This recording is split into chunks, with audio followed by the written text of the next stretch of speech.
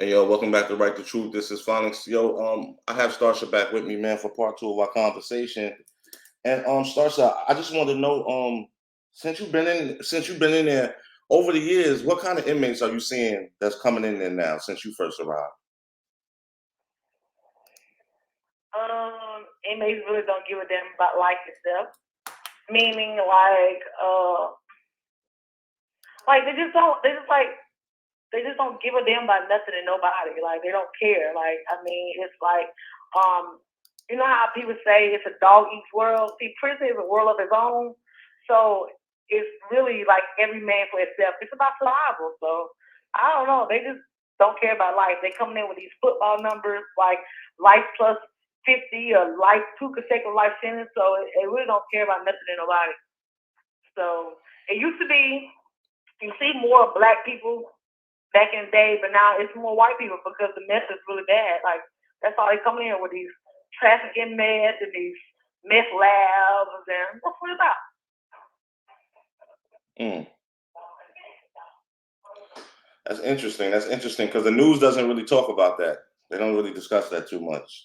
So we wouldn't know out here in the world. Um, what are your plans when you're released? Well, I'm going to Birmingham, Alabama, to be with my mom, spend time with my mom, getting to know everybody again, reacquainted with my family.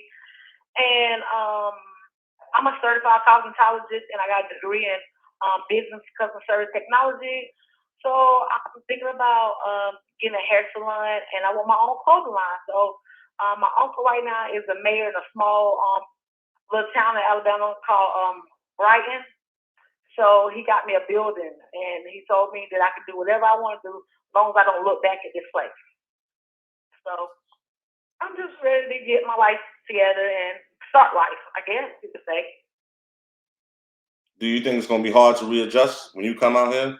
I mean, 20 years is a long time. Not real.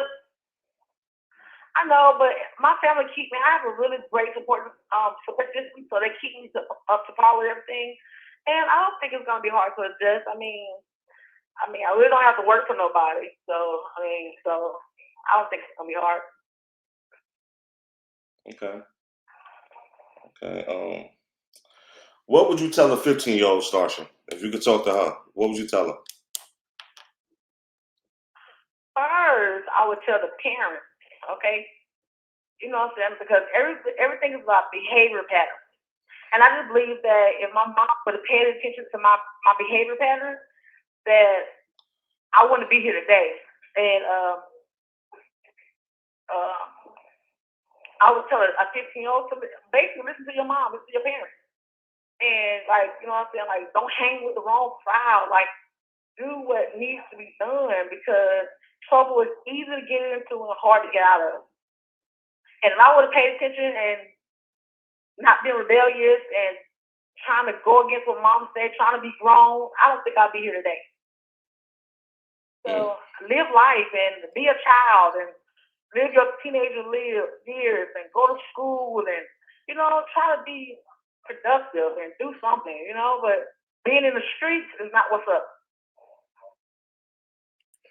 Yeah, definitely. And also to add to that, people, especially young kids, need to realize like that one mistake, it can cost you almost a lifetime. You know, one mistake. Almost, it cost me my life. And yeah, You know, I go, really don't. Go no, go ahead. ahead. I really don't regret coming to prison because it's actually taught me how to be a woman and the things I've experienced in life. You know what I'm saying? Like I've experienced so much, I've learned so much in this prison. I don't regret coming to prison. I just regret the circumstances behind it because now I have a label behind my name. So Right. that's what I say. Okay. Yeah, man. So I hope it's not just adults that listen to this message, and teenagers too, and kids too, who are also they're going to prison now at alarming rates, man, and they're getting a lot of time. And it's up to us adults. and hopefully when you come out, we can set something up like a foundation or something and try to get you some speaking engagements, first in your local area and then, take it through the country and talk to these kids so they don't make the same mistake. What do you think? That's great. I'll be up to it. I would like that. I also want to, I also want to help. I want to advocacy. I want to do a life advocacy thing for lifers and people with life without parole and death row inmates because once you have that, you know what I'm saying? Like once you have that label, it's like they don't give a damn about you. Like you just stuck here. So I really want to help people because there's really people in prison that's innocent. But because everybody is so judgmental and thinks that because we in prison we deserve to be here, there's people that really don't deserve to be in prison. And prison isn't the answer for everything. There's people that's really severe mental health that don't belong to prison. Prison they need like some type of mental institution that actually targets mental health. Prison isn't key to everything. There are old people. There's an 82-year-old lady that barely can walk. She's in prison. She don't deserve to be here. She needs to be in some type of nursing home or somewhere where somebody can help her. You know what I'm saying? Like, everybody don't need to be in prison, and everybody haven't committed a crime that's in prison. Some people get blamed for something that they ain't do, but yet still, it's their word against theirs, and guess what? You're locked up in prison forever.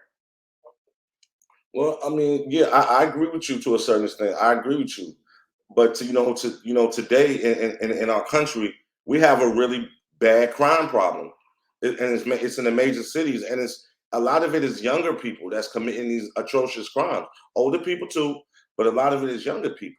Um, and now the mental health thing, you're right about that. And in a lot of major cities, they've closed a lot of those facilities, and they don't have funding for those facilities. So you have a lot of people, you're right, who shouldn't be in. They should be in a mental health facility. I definitely agree with that. You know, because everybody that's committing a crime, Right. quote unquote crime, is not doing it just because they're criminal minded. They have mental health issues. I agree with that. Right. I work with inmates that so I go there and do their hair for inmates that's mental health. And you sit down to have a conversation with them, like they're level headed. It just sometimes they like how they're schizophrenic and they go back and they'll be like in a childlike mind state. You know what I'm saying? It's like they don't understand like why they have to be separated from the rest of the compound. Like it's just crazy. Like the way the system works, it's just really crazy. It's messed up. And they don't have any support system. It seems like when everybody go to prison, they family forget about them. And it's like, you know what I'm saying? It's like whatever. And it's sad. Well, they used to have an old saying. What is it? Throw you in jail and lock you up and throw away the key. That's pretty much what they do. In this country, in all countries really, when people are incarcerated, unless they have a few tight family members, for the most part, it's out of sight, out of mind. You know, which I think is Right. unfortunate. Yeah. This country probably never will, but the whole criminal justice system needs to be overhauled, and they need to find out a way of, when you incarcerate these people and you eventually let them go, are you making a better criminal, or are you making somebody that's going to contribute to society? You know, so that's a big question, but yeah, so like, what's the age groups like? I mean, I know you don't know everybody's exact age, but like the ones you've been seeing coming in lately, how old do they look to you? How old what? The inmates that's coming in today, how old do they look to you? Well, it depends. You have those that's looking like these kids are coming in. They're 17, 18, 19 years old, and they on this. It's easy to get drugs in the prison, so everybody's on meth and everything like that. So, and you have a few people that's like between the ages of 30 and 40, but most of the time, it's these young kids that's coming in. Are they mothers? Yes, majority of them are mothers. You might have three or four that's not mothers that don't have no responsibility. Everybody else is mothers. Wow. Yeah. Wow, that's But really. they're kids. They're kids. Yeah. Wow, that's really sad, man. That's really sad. That's really sad. Well, I mean, we got a few minutes left. Like, basically, like, what would you like to say to the audience as far as what's coming up for you, and what if any support that you need currently, and if they want to contact you, how can they contact you? Okay, so basically, November of 2023, I come up for a parole. So, you know what I'm saying? It'd be nice if I could get some support and have somebody write the parole board and just tell them, like, hey, you're a supporter of Starsha Scott and whatnot, and ask them, you know what I'm saying? Like, basically, is it a problem? Like, what's the reason? Um, Basically, is there a problem with me making parole, basically? And they can contact me at Starsha Scott, 1125-763 is my GDC number, at Pulaski State Prison, P.O. Box 839, Hawkinsville, Georgia 31036. And that's it. And thanks for listening, everybody. Well, Starsha, if you feel like you ever want to come back on here and you have something to say, the platform is definitely open. Hopefully, in a few months, we'll be redoing this, and you'll be on Skype or Zoom or something, and we could talk, and update the audience that way. I'll put everything in the description where to write you and stuff like that, and where to send the support letters to the Georgia Bureau of Parole and Pardons. And audience, it's very easy. It's very easy. It's an email. We know you don't know Starsha, but hopefully you got to know her a little bit through part 1 and part 2 of this. And we're not asking you to say, like, oh, she's the greatest person alive. You're just showing support, because that's what she needs, is a support.